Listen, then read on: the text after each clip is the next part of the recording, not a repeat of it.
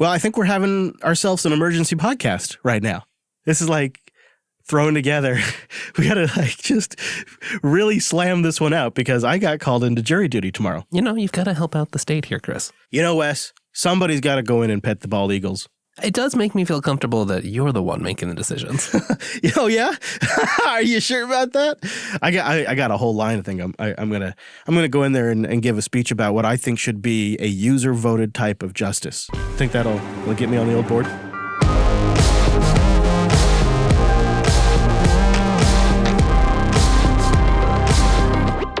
Hello, friends, and welcome into the old Unplugged program where we're celebrating user-created software. My name is Chris. My name is Wes. Hello, Wes! Well, here we are on a Monday. No live stream. No mumble room. By ourselves?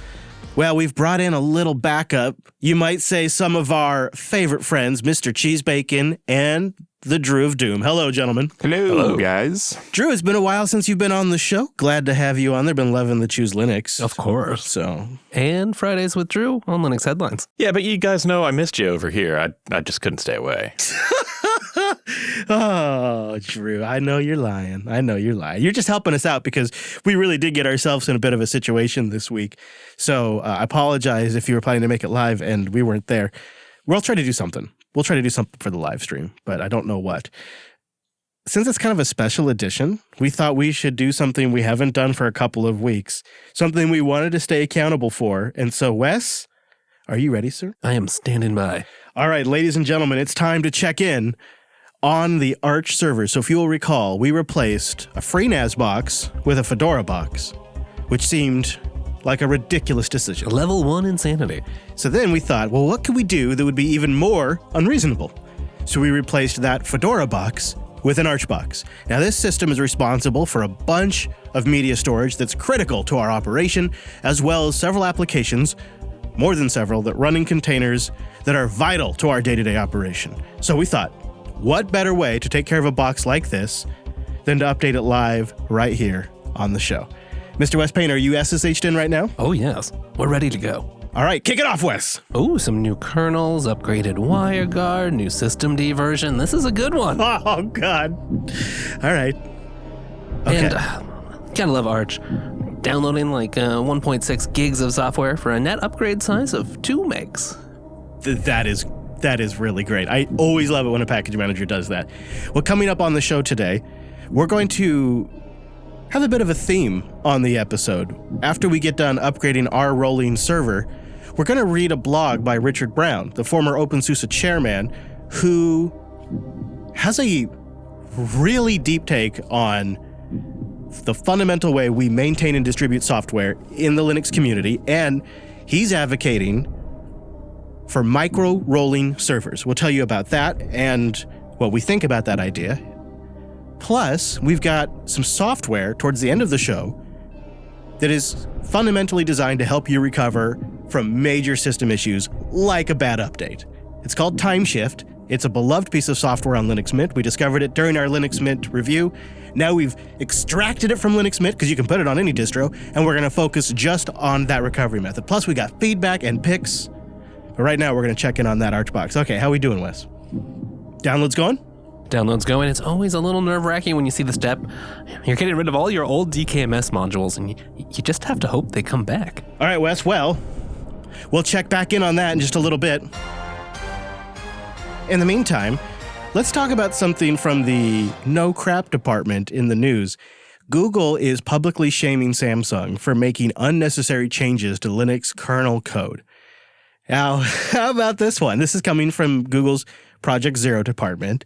They write that Samsung is creating a more vulnerable Android ecosystem by adding its own downstream custom drivers for direct hardware access to Android's Linux kernel. Yeah, this is really no good. Turns out the Linux kernel has, as they put it, a few sharp edges, and these changes that are being implemented by Samsung and other vendors, they're not being reviewed at all by upstream kernel developers. So that means no one outside of that organization is checking them. The researchers actually found a similar mistake in the Android kernel of the Galaxy A50, and that unreviewed custom driver added security bugs related to memory corruption, which, that's no good. No. Can we just sit here and just acknowledge the obvious? It is absolutely no surprise that when a vendor is adding their own patches that is not being peer reviewed by the rest of the community, that there is vulnerabilities in there that they did not catch. It seems obvious on its face, and that somebody in Samsung's position clearly, someone in that organization must have at least acknowledged the risk that they were assuming by taking this action. And as an organization, they must have chosen to either ignore that individual or actively ignore the risk. It does get a little more complicated. I guess some of these are really mitigations or intended mitigations for other security issues. In this case, the bug affected the company's process authenticator security subsystem. Oh. Yeah, they describe it as a moderate security issue. But from the Google engineers at Project Zero perspective, a lot of these things, they're just not necessary. And so rather than being a mitigation, they just introduce more attack surface. Not only are they not necessary because there are some facilities in Android that enable some of this same exact functionality, but at the end of the day, some of these are enabling arbitrary code execution. Fundamentally, they're enabling arbitrary code execution. And that's even on Android 10 devices, which is just such a shame. You think you're getting yourself a secure device by getting the latest and greatest version of Android, and they've bolted on these custom fixes so that way they can add value. Yeah, it is a shame. I'm not having it. And Google's been doing a lot of good engineering effort to make Android more secure. Why throw that away? It seems so obvious. That's why I find it frustrating that it still continues to happen. I understand that there are other options out there. This doesn't condemn all Android devices, but Samsung is such an important player in this space. You'd really rather see it. And you think, I mean, I know it's a big organization. They have many departments, but you'd think that at least have some experience knowing you got to work upstream with the kernel community. That's just what you should do. It's also kind of awkward that their partner Google's calling them out publicly. That's sort of weird, Wes. You know what I mean? All right, Wes, your break is now over. Let's check in on that Archbox. Upgrade complete? I mean, I don't see any errors. You ready for the reboot? Let's do it. There's only one way to find out with these things. All right. It reboots so fast, it almost makes me feel nervous. It's gone. And then it takes so long to get through the BIOS. Do you think that maybe you should have installed Timeshift first? We do have a series of snapshots on there. So yes, and I did see it taking those snapshots, so that's good. And I'll remind everybody that our philosophy with this rolling Archbox has truly been keep that base install of Arch absolutely as thin and lightweight and minimal as possible. The thing's really designed to do one thing, mount ZFS storage and run containers. And that's our philosophy with this. So we're hoping that this ultra minimal approach to an Arch deployment is a safer bet than something that's really built up. We'll see. We're going to find out. Because at the end of the day, you're still updating fundamental packages. Right. There's a lot of change, and we do have to upgrade more often. But the flip side of that is I feel like I understand the system a little bit better. That's true. I think you and I both stay more current on what that thing's doing. Well, let's shift gears into Richard Brown's post, which was titled, Regular Release Distributions Are Wrong. And we're going to pull a few bits from this because it's pretty thought-provoking, and we'll link you to read the rest. As we record right now, I think the site might be having some troubles, so we'll try to include both a link to the source site and maybe an archive.org version. That's what we had to use. When do you want to start with this one, Wes? You think maybe there's so much to it, including his setup here. What do you say we start with his bit in here about regular and LTS releases and how they mean well? And this is, I think, a point that we could discuss as a group here.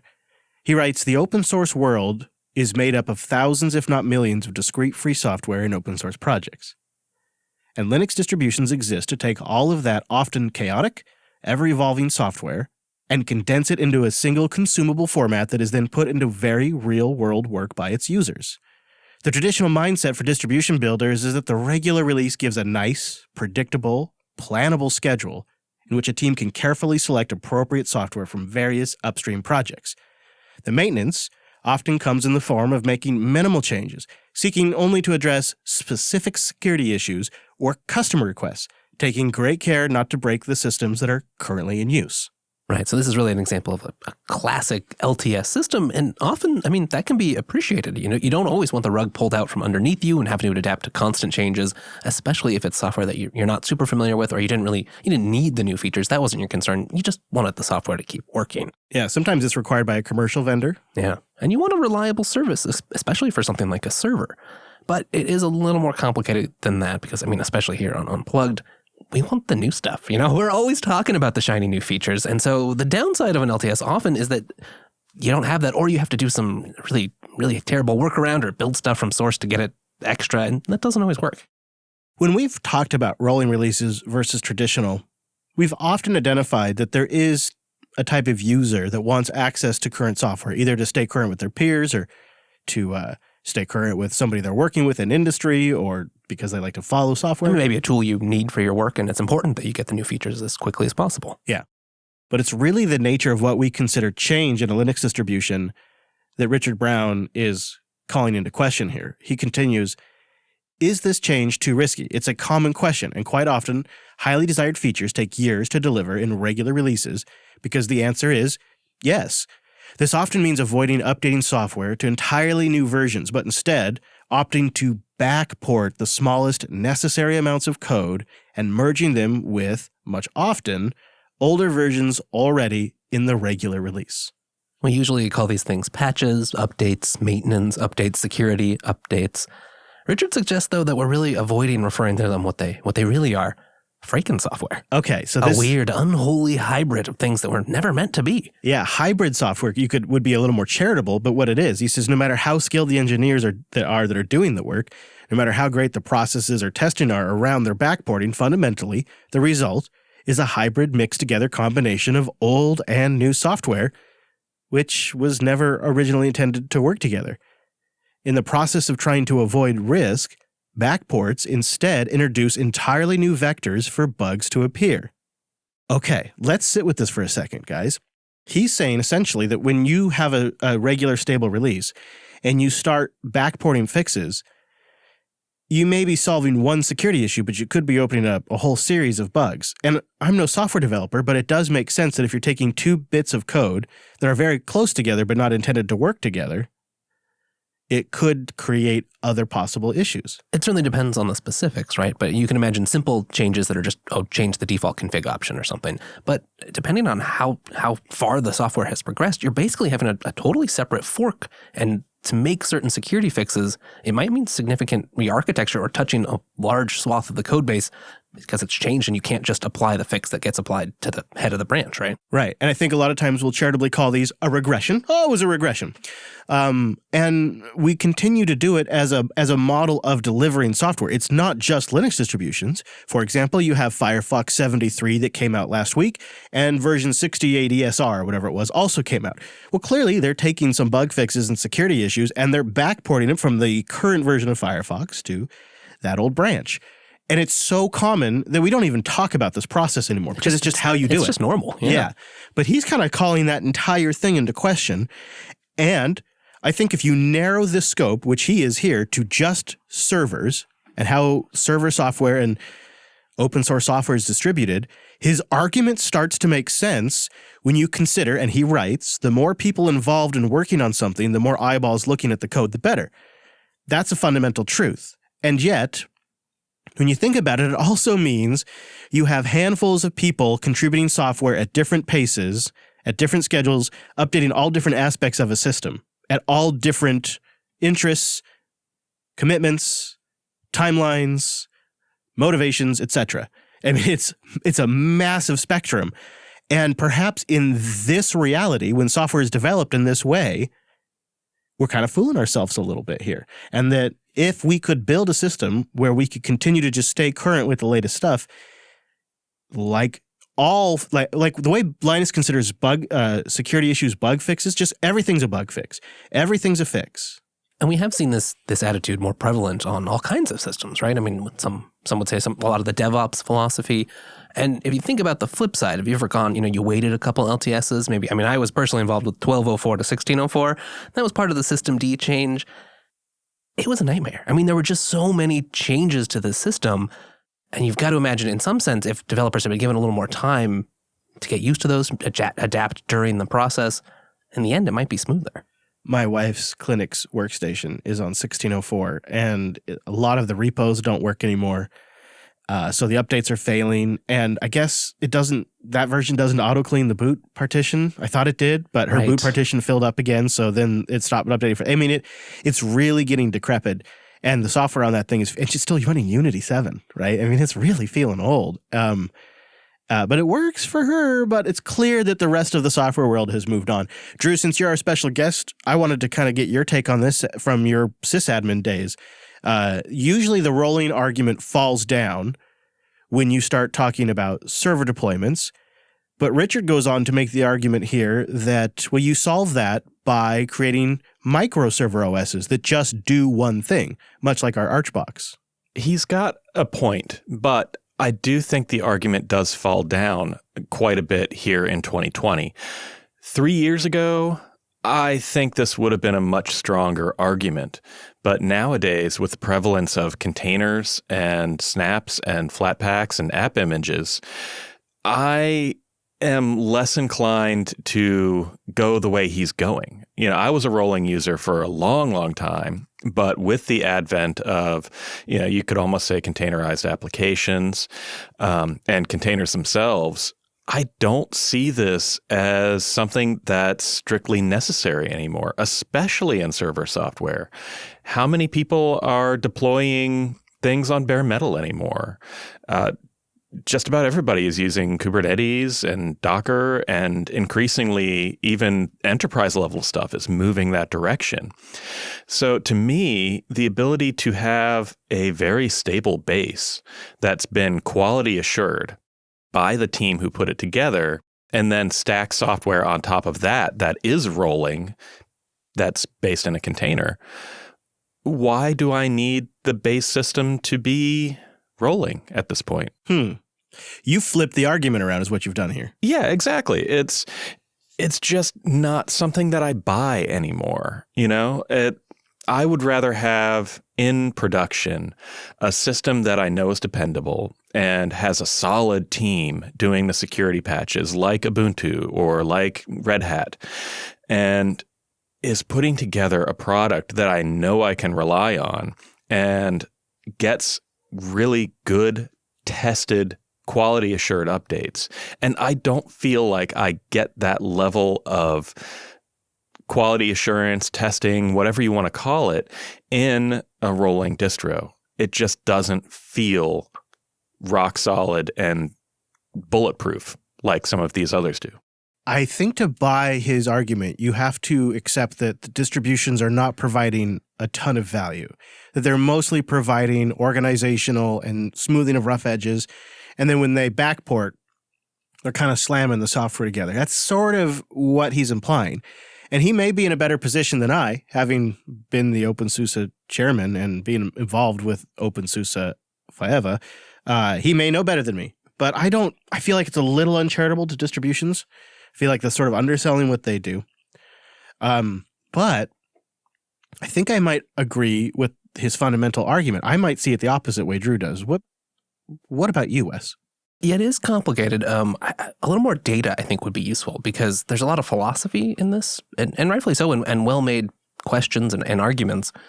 But do we see that many problems of regressions in patches, security patches? Is this burden of maintaining these really that big of an issue? Right? It seems like, at least from Drew and many other admins that I've talked to, LTS is appreciated, and they have security compliance in play. If that was a major problem, then they would probably consider moving to a rolling distribution, right? Okay, so there's a bit of philosophy in here, like you just said. And I think we should touch on that for a second. And she's put on your philosophy hat for this question. Imagine if all of the open source developer time that is used to backport to old releases was spent working on new stuff. Like we took X amount of time and dedicated it to new stuff. That is part of his argument. He writes, a small handful of committed volunteers and those that are employees of companies selling commercial regular releases. These are limited resources that are often siloed with only time and resources to work on very specific distributions with their specific backports and patches that are often hard to even be reused by other communities. I think he's got a fair point. For better or for worse, that is true. What if all of a sudden we had all that time back and it was all just new stuff? I feel like we probably would be further along in some areas. Yeah, I mean, I think that we would be further along in some areas if we were, progressive about it and we continued to take that time from doing all these backports and ensuring that these LTSs were secure and moving forward with software, would probably fast track us to, just evolve the software in itself and create new and interesting software. But in that same vein, I think that you could say that also introduces bugs, right? And potential security vulnerabilities. So it's damned if you do, damned if you don't, right? So, I kind of align with Drew and what he says. And with an LTS, I mean, it is long-term support and you expect that. But if you had this additional time and you could use that time to further the software along and create new and interesting software, I mean, you have that opportunity as well. So it's really, this whole article is really more of a philosophical article in and of itself, I believe, and is really an opinionated piece. I do agree with a lot of what he says, but there's part of me that thinks that there are LTSs for a reason.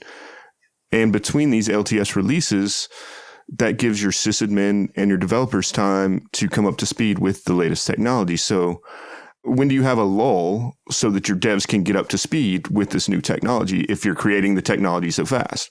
Okay, so that's a great point. They got to have an opportunity to learn, which, okay, all right. But in some ways, Wes, couldn't you argue that perhaps rolling, at least at some level, could be easier to understand? Right. It's all about cadence, right? I mean, a roll-in is just a lot of little tiny releases. And so you can learn these changes. There's less to learn when you have constant changes instead of one big heap of changes. Right. You're maybe updating a dozen packages versus 1,000 packages, and there's maybe 3 changes for each package versus 200 changes. Right. And I think of it from maybe a development angle as well. And that's just, minimizes your pain as long as you're doing it sometime. And you might not update every day. It might be that you update every week or every 2 weeks so that you're aware of those changes.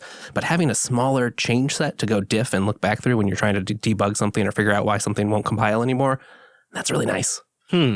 So where does this leave us, really? I think there's one way to find out. We could check on how our server's doing, and that could be the ultimate answer. Oh, I was hoping you weren't going to say that. Has it back up yet? All right, well, it rebooted, no problem. It didn't load the ZFS module. You're kidding me? I know. What? So no containers were running, no ZFS file systems mounted. I'm currently rebuilding the DKMS modules. We'll see if that Oh, that is sometimes a thing, but usually not. We have not had that problem on Arch yet. Well, I think that proves it right there. I think Cheese and Drew are right.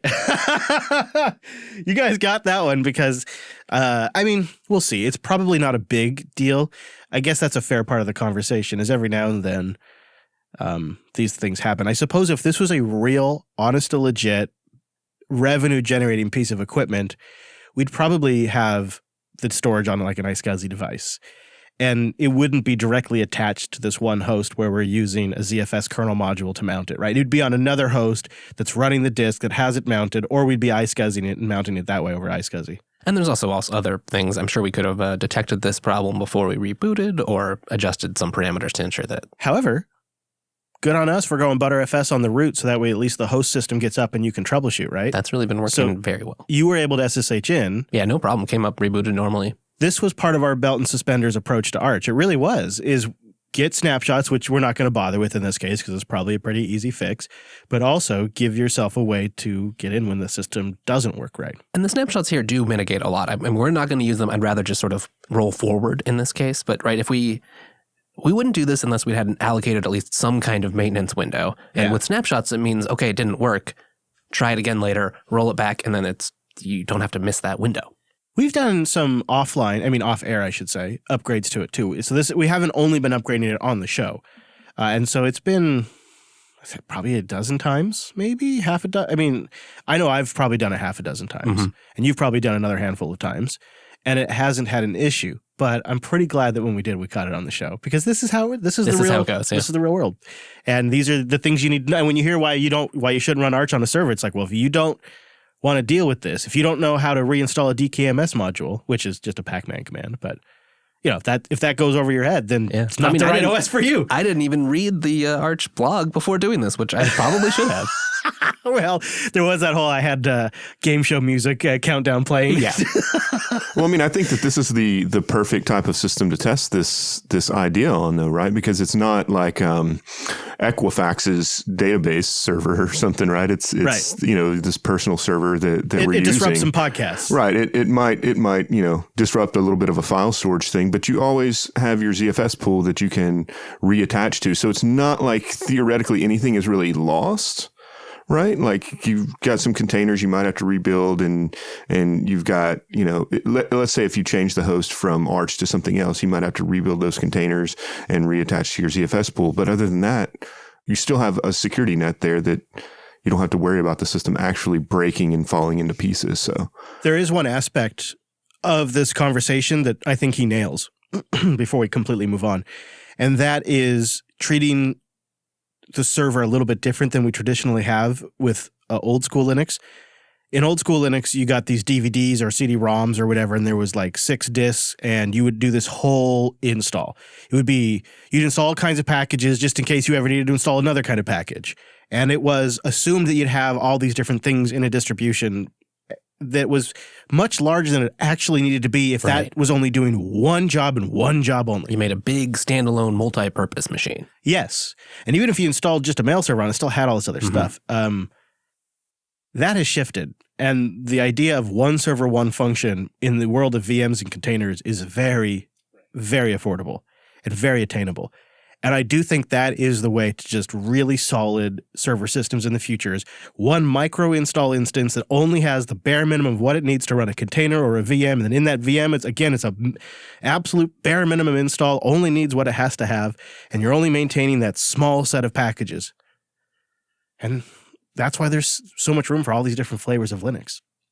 From OpenSUSE Micro OS to Alpine to the RHEL core stuff now. And there's even unikernels where the programming language, they don't even have a regular kernel. It's all just that. And in the meantime, the rest of the world will just keep on using Ubuntu.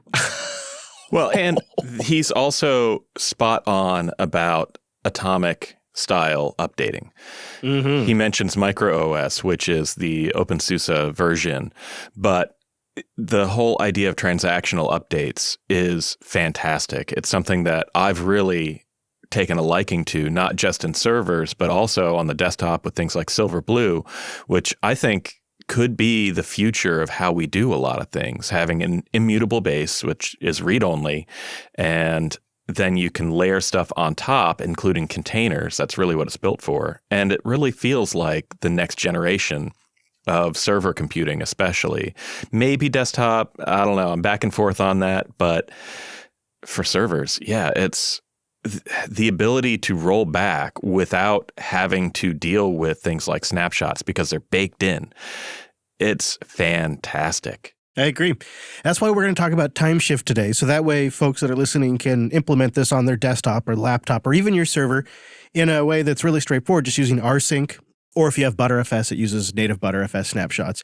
Because these snapshots are really great functionality. We decided to install it on our recording system here that has an awesome jack setup. It's a lot, but amazingly, we are able to expose all 32 inputs and outputs from our mixer to jack. And so we can wire the mixer in jack and then send it to Reaper for recording and pipe it out to our remote guests in the mumble room with virtual syncs and whatever you call it. It's just flexible and lovely. It's awesome. However, you could see how an audio package could come along and break the whole thing, and we would not be able to record. We're really dependent on it now. Yeah, there's PPAs involved and a lot of specific configuration. It's delicate. So we thought, Jesus, this is a perfect candidate. Perfect. So Wes, he laid his hands on the machine and he blessed it with Timeshift, and we're going to tell you how that went in just a moment. But first, just some quick housekeeping. Just a few items of note. If you haven't had a chance, go check out Linux Headlines, linuxheadlines.show. Every weekday, in 3 minutes or less, what's going on in the world of Linux. I do Mondays. Drew does Tuesdays. I do Wednesdays. Wes does Thursdays, and then Drew's back to wrap us up on Fridays. So we just sort of shifted around so that way not one of us completely burns out. But what's really cool, behind the scenes, We have a dedicated staffer to doing research, to collecting stories, to verifying them. But we also bounce it around the team before it publishes, and then we do a peer review before we actually release the MP3 file. So in that 3 minutes, you are getting super tight, accurate, condensed information with the hype removed, with all of our different perspectives on it, regardless of who's hosting it. Really proud of that work. LinuxHeadlines.show, and of course, one went out today, and it's a great way to just, when you're going down the road, why not just start out with a 3-minute show and then get into whatever you're going to listen to? That's really great.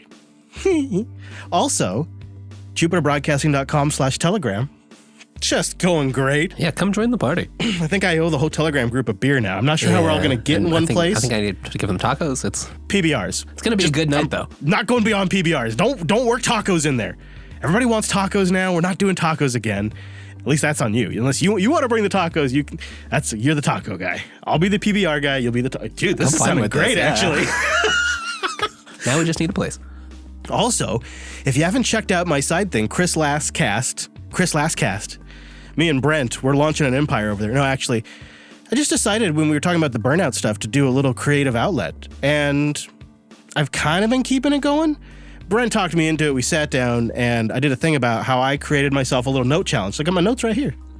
I'm sticking to it so far. You have a lovely notebook there. Yeah. So Brent and I checked that out, chrislast.com. That's just went up this morning as we record because we're doing this one a little early. Hopefully, things will be back to our regularly scheduled program next week, Tuesday at noon Pacific. But since I'm at jury duty, we don't really know. We don't really know until I just go. So I go tomorrow. If we're not live, we'll try to figure out another time. Maybe we'll do like a late night LUP party. Oh, that could be fun. You do that, we'll do some pizza, we'll watch a movie, we'll watch Revolution OS. We could really do this. Yeah, I'm down. We could grab some clips, watch Revolution OS, have some pizza, and then go record a LUP. I mean, if you got to do jury duty, you might as well chill out. Might as well make it fun. We'll figure out something. It might be kind of a weird one, but we'll figure it. We won't leave you hanging, at least hopefully. Anyways, that is our housekeeping for today. Let's talk about Timeshift. Before we do, I've got an Arch update. Yeah, it turns out the latest kernel that we just downloaded, not yet supported by ZFS on Linux. There's another GPL-only symbol change that has not yet been fixed. So, revert? Go back? Back in time. Very good. Very good. Well, that shouldn't be too hard of a fix. You think you'll have it done before the end of the show? Oh, yeah. You think so? Gonna do it right now. Okay, we'll see. I mean, that thing does take a while to reboot. So Timeshift is a Linux application that provides functionality similar to Windows Restore or maybe Time Machine on Mac OS. It protects your system by taking incremental snapshots of the file system at regular intervals. Now, these snapshots can be restored later to undo the changes, and it will use rsync with hard links on a system that doesn't have Btrfs. And the nice thing about those hard links is common files that are shared between the snapshots will just be hard linked, and then you don't have duplicates and it saves space. Each snapshot is a full system backup that you can actually go browse with a file manager. But here's what's also really cool. In Btrfs mode, snapshots are taken using built-in Btrfs file system features, which is really cool. Now, I think the one thing that might surprise people is if I recall when we were setting this up, Wes, by default it doesn't back up user data. Yeah, and that's actually intentional. It's designed to just try to keep the system safe. And so if you break something in your system, you don't also want to lose all the latest Excel files you were working on, right? You want those to stay. And so the idea is with Timeshift, you just roll that right back. All those Excel files. That's your example? I don't know. I like your picture of the typical Mint user right now in your head. That's what that was. Yeah. Hey, spreadsheets. All right. Okay. Well, that actually makes a lot of sense because a lot of times you'll have maybe your most personal or important stuff in some public cloud storage with the permission set to public, or you'll have them in Dropbox with a single encryption, or you'll throw them on SyncThing that isn't actually syncing because it's always breaking on you, and they won't actually be only in your home directory. Hey, come on, that's how it goes, right? That's how it works. But you could add it. It's just a matter of going in the configuration and adding it to backup. Yeah, absolutely. So you could do it. We did not, though. We just had it focused at the system, and we wanted to... I did add a few. Oh, yeah? What? I did add some of the files in that we don't ever really change, but just some like handy binaries that aren't stored in the usual system paths. Oh, yeah? Mm-hmm. Okay. And then, of course, we actually excluded the recordings themselves. Absolutely. We don't need to back those up into a snapshot. We just really want to restore the configuration state so we can record again. That's really the main thing. And because we have committed to ourselves to keeping these systems fairly up to date, we don't do it like every day, but, about once a month, we upgrade all these boxes. And so we do want to have an escape hatch just in case something goes wrong. And snapshots can be restored by just either using the GUI, which is nice. It comes with a GTK GUI. Or you could boot into another live environment and you can restore using a live environment too, as long as you can access it. If you really mess things up. So I'm going to pull it up. Let's take a look at it right here. Yeah, it was very easy to get started with. I'm going to, and of course, what really put us onto this was the people that were writing in when they were explaining why they use Mint talked about how Timeshift had saved their bacon a couple of times. And it's nice because when you go in here, you can look at individual snapshots. It has a big green badge saying that it's active. It gives you a big number on how much available storage you have and how many snapshots have occurred. All just clearly listed right here. And you didn't have to set anything up. That's just how it shows up. And it will automatically set up cron jobs for you to make sure it takes those snapshots on time. Yeah. So that was the thing is when people wrote in, they were like, you really got to go use this because it really makes this simple. And now I can see it. I can really appreciate it because it's so simple. You can right click right there and you have mark for deletion. You can do file management. You can browse the files or it's one click to just restore that entire snapshot. And they have a field in here. So if you want to go back in later and say, okay, I'm taking a snapshot, you can add comments. So you could say, this is our pre-upgrade snapshot, and I could leave a little note here. So if you showed up to record TechSnap and something wasn't working, you could go in there and say, oh, Chris did an upgrade. Yeah, that's really nice for multi-user systems. Mm-hmm. So I had something happen the other day and I thought, uh-oh, Jack, it broke. It finally broke on us. And I got a hold of you and we troubleshot it for a little bit and ended up just having to restart Pulse or something. But it was at that moment I was thinking to myself, I really need to get going on this recording. So I wonder if we had a snapshot system. So when Timeshift kind of came on our radar, I thought, this is going to be a perfect solution. So we loaded it here. And I don't see any reason why we're going to stop using it. I think we'll just keep using it on our production Kubuntu system. Oh, no, now it's XFCE. It's a Kubuntu install with XFCE. I'm curious, though, you can schedule this in a cron job so that you can dump, maybe have 3 backups, dump the oldest, create a new one sort of scenario? Yeah, it has some retention configuration set up already. So you sort of choose how often you want and how many you want to keep. And it'll do all the updating and rolling for you. Yeah, and it gives you a nice GUI for going and setting the location, for adjusting the cron schedule so you don't have to be a cron expert. Yeah, I'm looking at the GUI now. The GUI looks actually fantastic. It really does look like a quality piece of software. There is one issue you may run into, which we did as I was trying to add a couple extra things in the home directory. There is a nice little filters part, so you can sort of add excludes or include files specifically on sort of regex style patterns. That doesn't really work in the GUI. It turns out it'll let you add stuff, but that never doesn't make it to the config file. There is an issue open. It seems to just be a recent regression in the latest release. And thankfully, the config file is just like a simple JSON file. So there's already some filters in there. You can see how it is. Just got to copy and modify a couple lines. I'm close to calling this a must load for any system where you are really serious about needing to get back up and running, or a family member. If you deploy a Linux box for a friend or family member. The nice thing about it was that, especially because of the rsync support, we didn't have to do, when we set up the server with Snapper and stuff, we spent a while considering how are we going to do this file system layout? What's the right thing? With Timeshift, it just installed the PPA, got it going. And that was it. It was probably 20 minutes of just playing with it. And now we haven't thought about it. We have all these snapshots. Yeah. And I love rsync. That's good. If you use the ButterFS support, there is a couple of requirements on how you have things laid out, but they're totally reasonable, but just worth checking before you use the ButterFS support.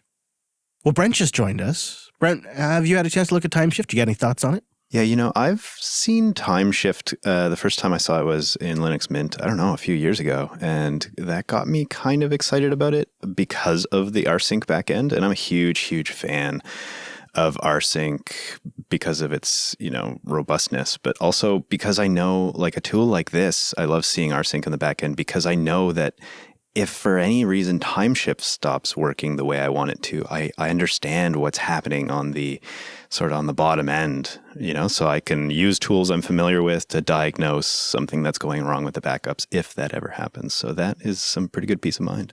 Yeah, that's a great point. It's not some magical special backup format. It's just directories or Btrfs snapshots.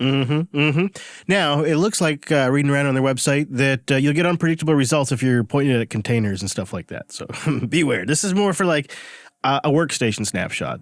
That's the ideal use case, I think. Yeah, this looks really cool. I haven't had any experience with this project yet, but one thing I'm wondering is if they'll integrate ZFS snapshots at some point. I think that would be super, super cool. I saw someone on their GitHub offering to start working on ZFS support and then contribute it back. So that could be in the works. I agree. Especially with 2004 shipping ZFS, I would love to see that. Now, Mr. Payne, we do have some feedback to get to, including one from Troy about new users and Linux Mint. He writes, Chris, I've been listening to your shows since the Linux Action Show days when Brian was around, and I love the shows, love the work, keep it up. I was just listening to episode 339 of the Mint Mindset, and I just wanted to give some feedback. I know with your background that the show is probably focused more towards the geek community than the average operating system consumer. Most people in your sphere of influence are programmers or inspired by the bells and whistles that people seem to love. Now, come on now. That's Troy. Okay, he's probably right. Actually.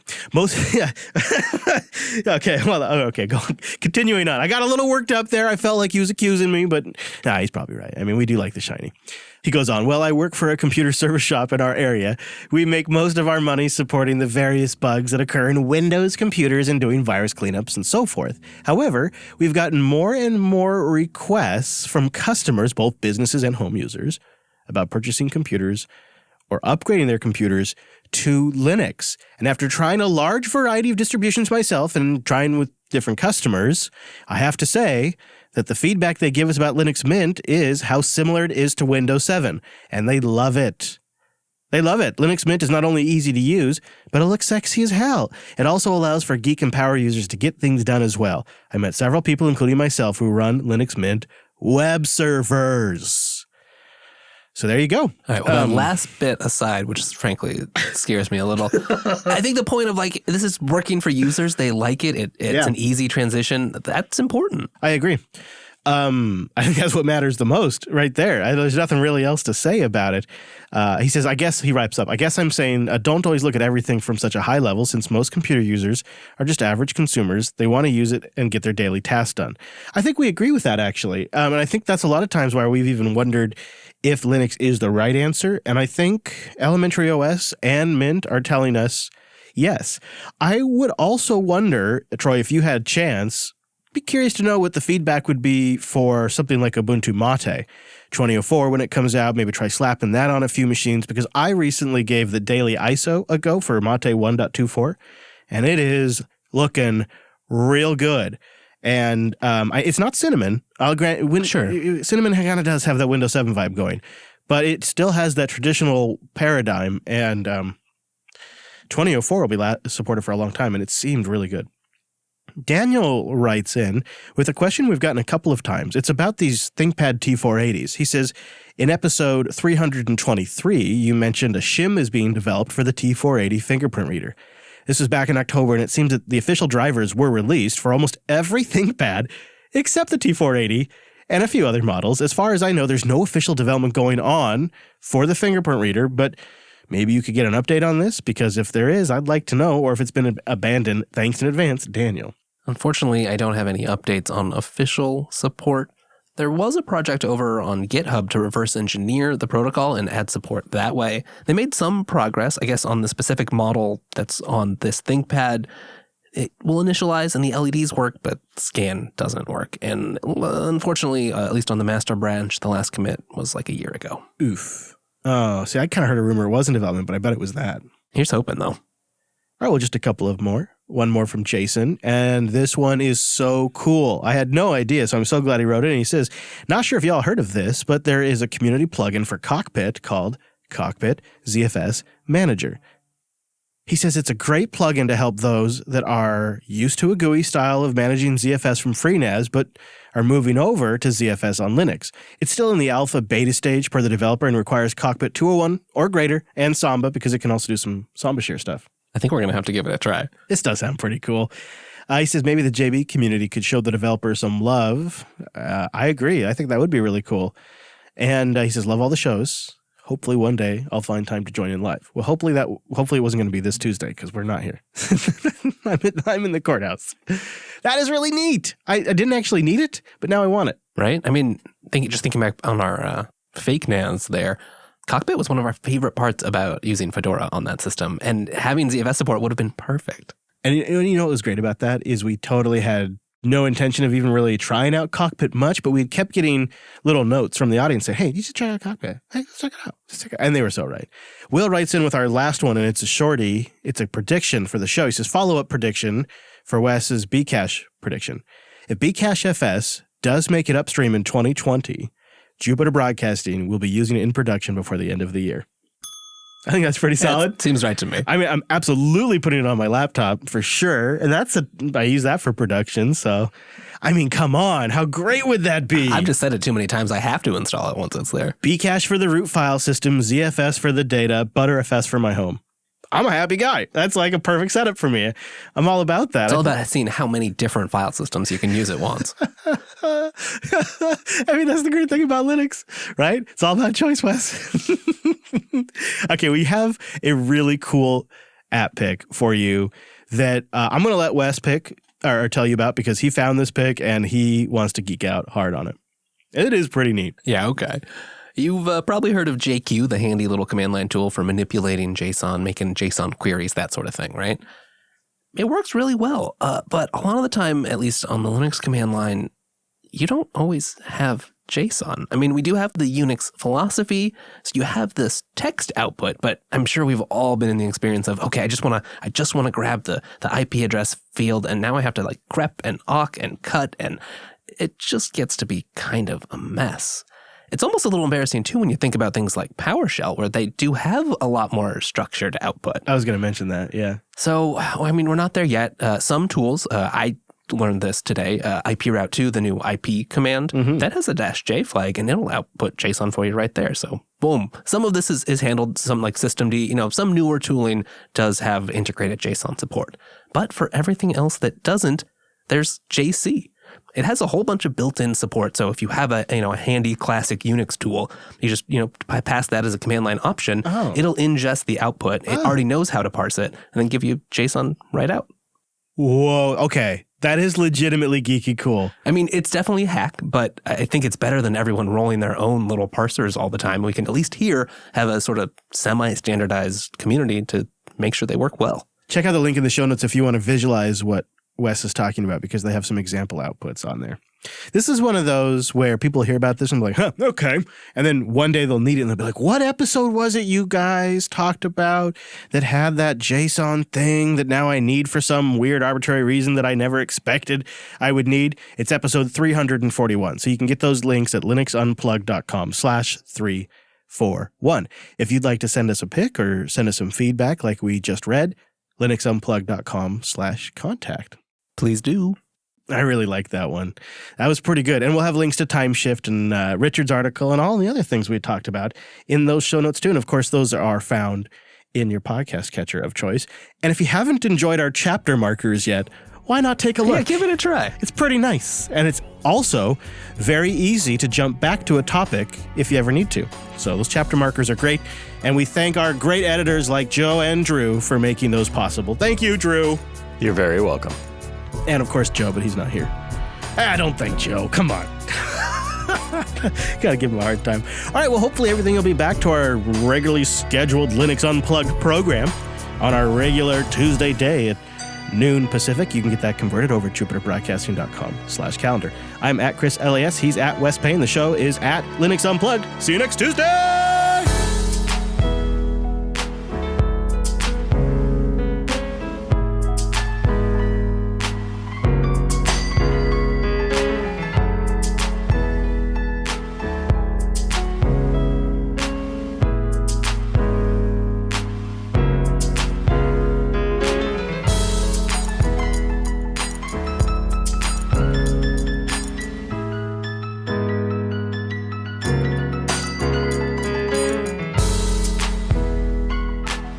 Okay, I think I could use some advice.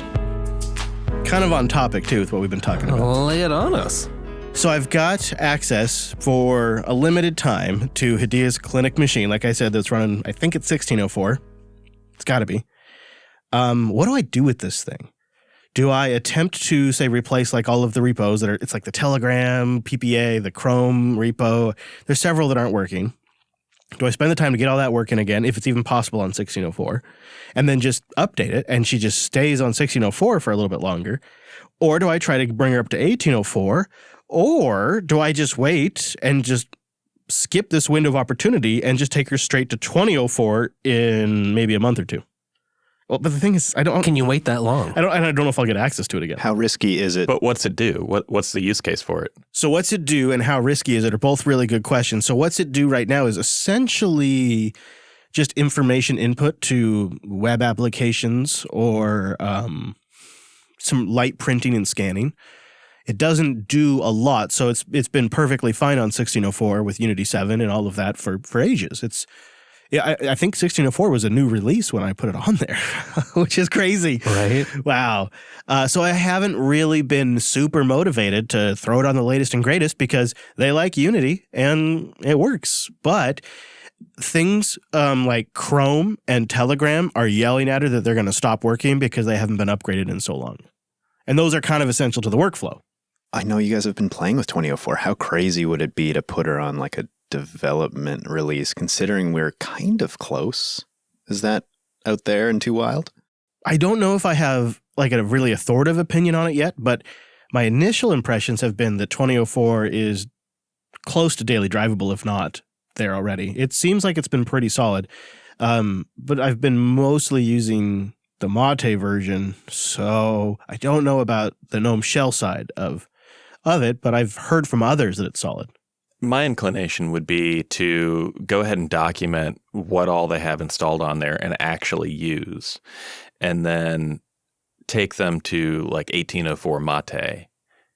And when 2004 Mate comes around, it should be, if you find another upgrade window, it should be pretty easy to roll them up to 2004. But if I don't, no big deal. They're on 1804 and it's going to be supported for a while. Yeah, exactly. And I'd go ahead and enable Live Patch too. Yeah, okay. Yeah, that's pretty solid, I think. And maybe make a backup before you get started. Put Timeshift on there. Seriously, I should seriously put Timeshift on there. I'm going to write a note. That's actually a really good use of it for her. That's a perfect use case example. This is a front office computer that they want to book appointments on and scan information into, and I got to keep it up to date because it needs to be secure. Yeah, but we can't have it break either. And that GUI, assuming they can at least get to the desktop, that GUI is totally usable by them.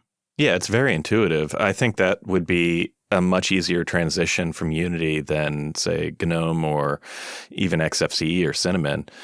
It's going to feel a little different, but not so much that they can't find what they need. Yeah, I could use that Mutiny layout too. Yeah, could do.